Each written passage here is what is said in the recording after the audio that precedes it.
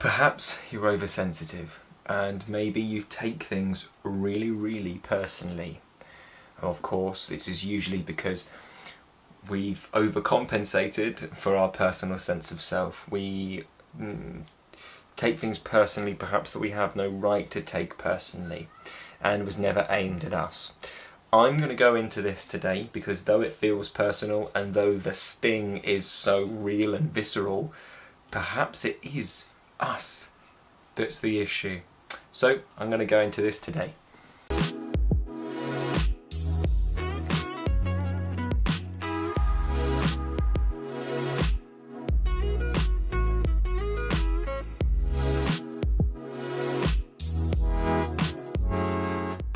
So, to feel sensitive, to be a sensitive person, to take things personally, because they usually come hand in hand, is fine.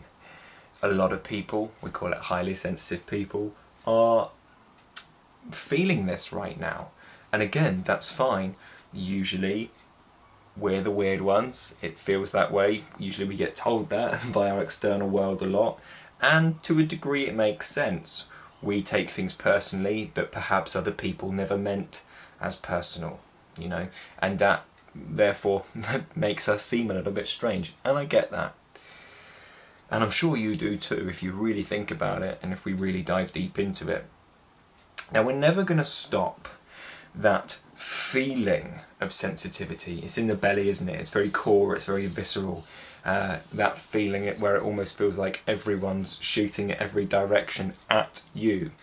Now, like I say, you'll never stop that feeling. That feeling of sensitivity will always be there, and it's your greatest asset because it means that you're empathetic, you're compassionate, you feel for others, you become a conduit for other people's emotions, you can communicate emotionally, which is something that the world doesn't really do. They just communicate from insecurities. So I suppose it's emotional, but it's more curt than love-based. Now, we are still in a time where most of the world is just living from their minds and their insecurities, and that's fine too. We can't change them, although we'd love to see a more positive world. We can't change them, we can only change ourselves, right? So we create a more positive environment within ourselves so that we then attract more positive, more like-minded people into our lives. So taking things personally is an option, though. The feeling of sensitivity, you'll never change. At least, I haven't changed it in me. I still feel very sensitive to things that seem personal to me, but that perhaps aren't from their perspective. I was speaking to a good friend yesterday, and I was speaking about this. I was saying it's never personal, it's all vibrational. You know, it's always, let me give you an example. Let's say somebody says that you're not good enough for them. Let's say, call it in a relationship situation, just because I know that a lot of people have this issue in their minds. You're not good enough for them. Now, we take that as a sensitive person, or anyone really, I suppose, very personally, because it's got a you in it, you, and it feels like, oh, that must be me, my personal sense of self, all that horrible feelings there on my belly, bugger me, I'm taking this really personally, I must be a crap person, what's wrong with me, etc, etc, etc. The feelings there, the mental craziness afterwards is just the bit that I've now refused to be a part of, you know, the what's wrong with me, am I the bad one, why am I always in the wrong? Now let's take it from their perspective though, because it's never personal, it's always vibrational. What if the reason they said you're not good enough for them is because they've been conditioned to believe a certain way, or believe that what they're looking for is this specific slice of the pie and you don't fit into that. Now that actually, although it seems on the surface to be totally about you, has nothing to do with you and has everything to do with what it is that they consider is enough for them. It feels personal because we're identifying with the personal sense of self, the sensitive one in the mind, but also the feeling comes, right? But this personal sense of self, when in fact it's got everything to do with them and what they consider is enough for them. Sometimes the mind will then say, well, but I want to attract whoever I want to attract. And unfortunately, you can't. Life doesn't work like that. You'll vibrationally attract the people that you are ready and wanting, although you don't necessarily know that you're wanting, to attract. Law of attraction essentially works, from my understanding and from my experience, you attract people into your lives because of the, bad terminology, but because of the bad decisions that you make. What if it's an alcohol problem? Oh, well, you'll likely connect with somebody who has another alcohol problem. Or you'll connect with somebody who doesn't like people with an alcohol problem.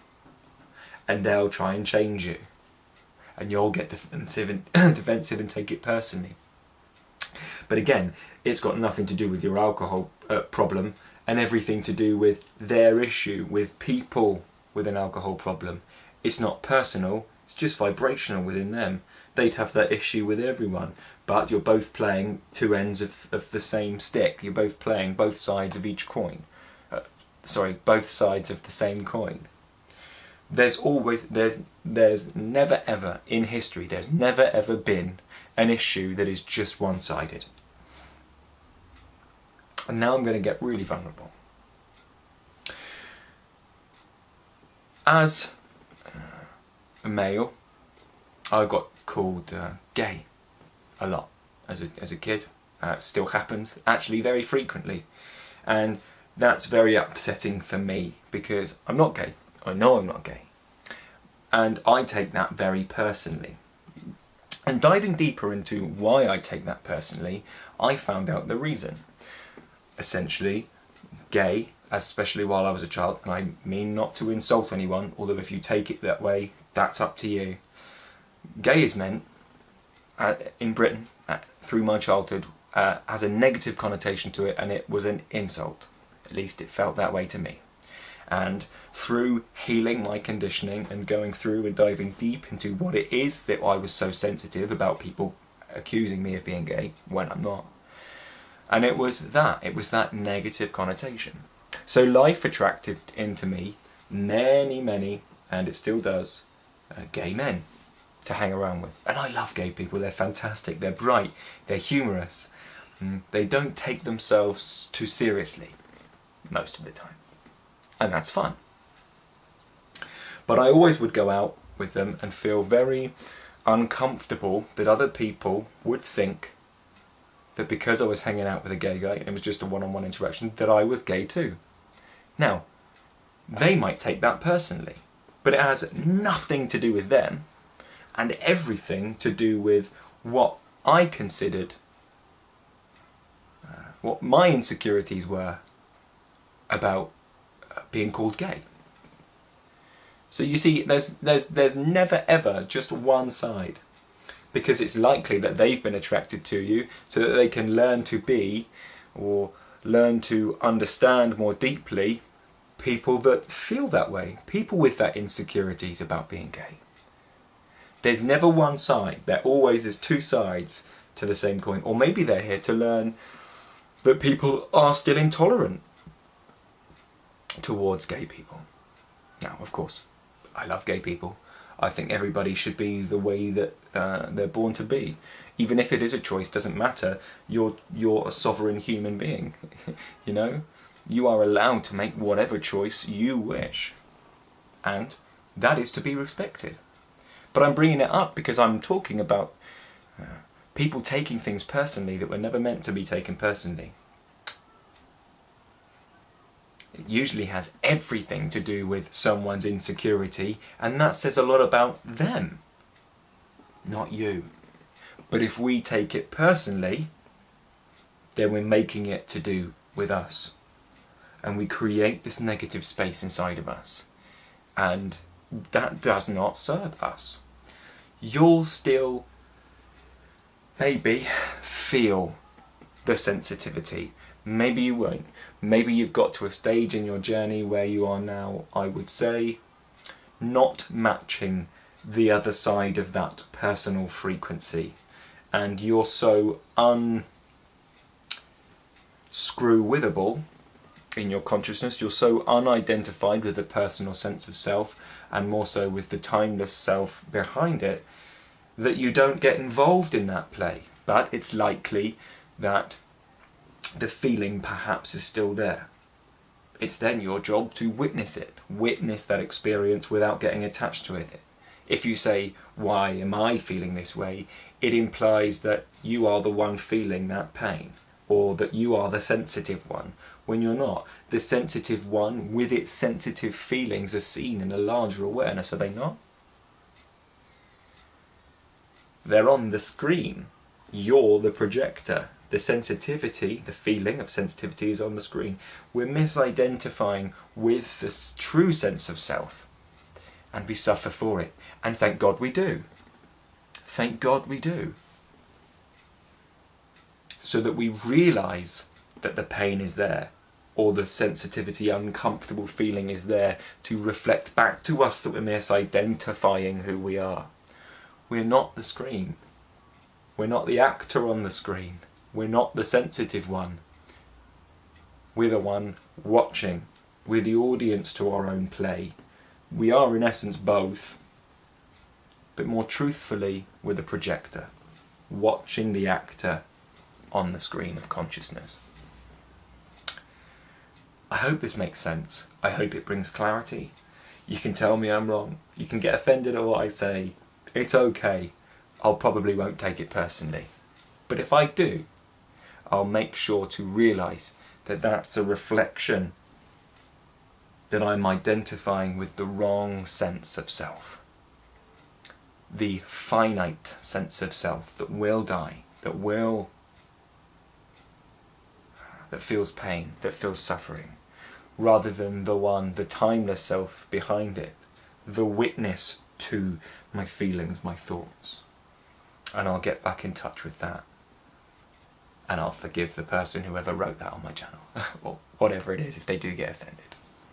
Of course, for those of you that know me, they know I don't mean anything offensive, and I come with a good heart, so it's now down to you whether you take anything I've said personally. But of course, down below, there's a free breathing practice. Perhaps we are taking things personally and getting drawn into that negative feeling, and if you wish to perhaps create space between you and the negative feeling in the pit of your belly, then what you can do is a cosmic double breathing process. It's down below. It's going to oxygenate, energize, relax, and I suppose stimulate your nervous system so that we feel nice things, and that will kind of put a wedge, a buffer, or a surrounding feeling space around any negative sensitivities that come up, so that we can identify with the blissful being that we are, that encompasses any painful things. We're just misidentifying, that's all it is. And I hope this still makes sense. And of course, down below, if you wish to join us on the Awakening Accelerator courses, if you're going through the Dark Night of the Soul, there are breathing practices down there. They help me. They really change my consciousness. They help me get out of the Dark Night of the Soul. And it's not expensive. It is a way for you to support the channel. It's a way for you to support me. If your feeling is there to do that, I'd really appreciate it. I'm not a rich guy. You know, the business has to pay for itself. And yes, I break even most months, but this month, who knows? So if you are feeling to be kind and you are getting and gaining something from this channel, please do buy the course. Support this crazy lunatic that's trying to help. But of course, if you don't want to buy it, you don't have to. That's on you. That's up to you. Sorry. And you know, enjoy your day. Have a good day, and I wish you the best.